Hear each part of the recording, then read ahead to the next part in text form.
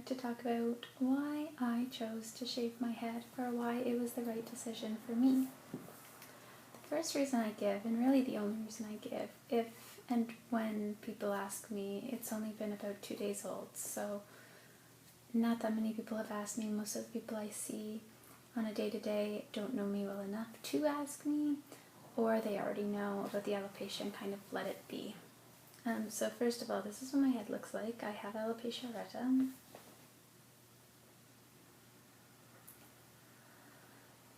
So other than just the fact that I was balding, there are other alternatives. And so the reason I shaved my head were as follows. Number one, the dermatologist told me that some of my receding hairline wasn't alopecia. It's actually just the spots around my head that are alopecia. This and a little bit at the back is actually traction balding.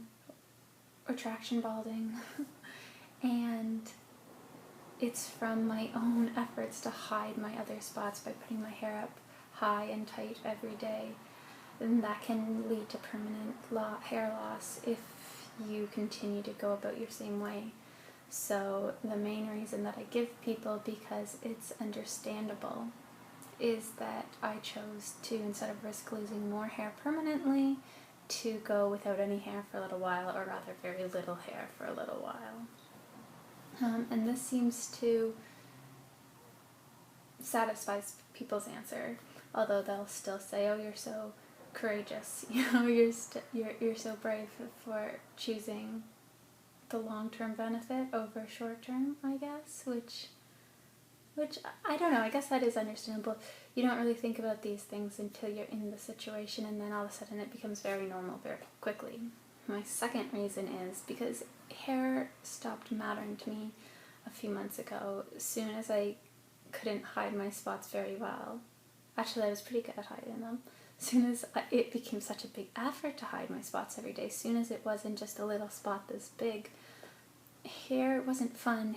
I wasn't giving up that much. Like, I couldn't do what I wanted with my hair. I couldn't wear it down, I couldn't curl it, I couldn't have fun with it. It was something I was always worried about.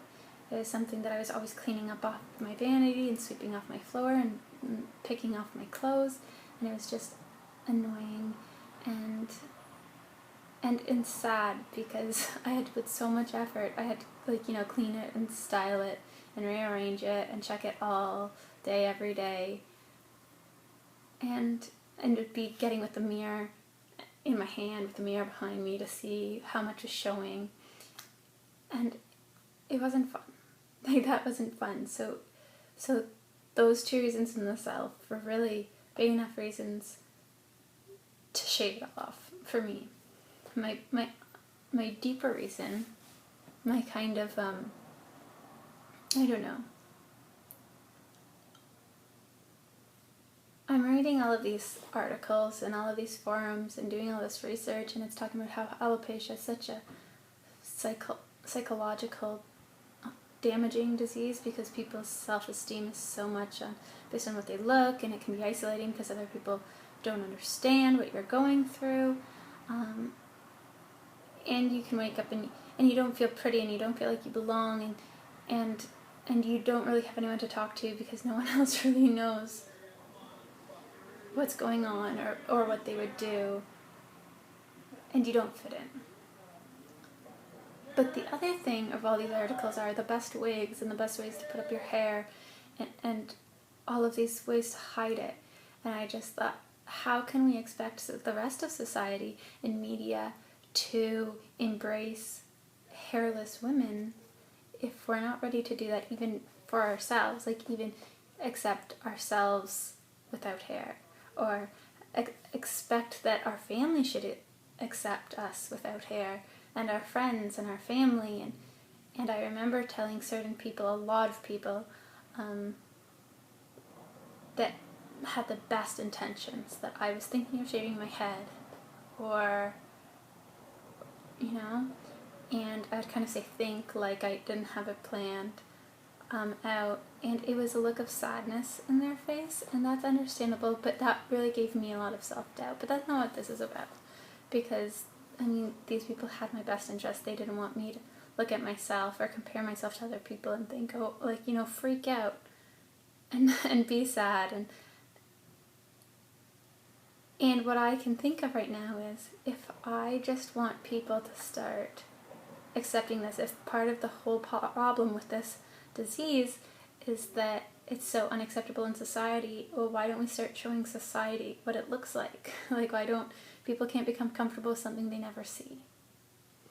So let's show new things, you know? If the burden's no longer on me to hide my hair, the burden's on other people to face my bald patches and, you know, ask me questions if they're interested, or just look away the other way, or figure out why it bothers them to see me, or why they like it, you know? And we're never going to get past anything if our number one reaction is to hide it. And so I'm not here to say that anyone else should shave their head, or that if you don't want to shave your head that that's bad, but I'm just here saying that it was right for me, and that wasn't my only reason. I'm not going to pretend like I'm this noble leader. But it's such a relief to no longer worry all day what people can and cannot see about me, because I know what they can see, and not all of it's pretty. And a lot of people are not going to like me with my short hair. And a lot of people aren't going to understand, but you know what? When you can't look for approval in other people's eyes, like, you've got to do what's right for you. It's your life. That's where I'm at.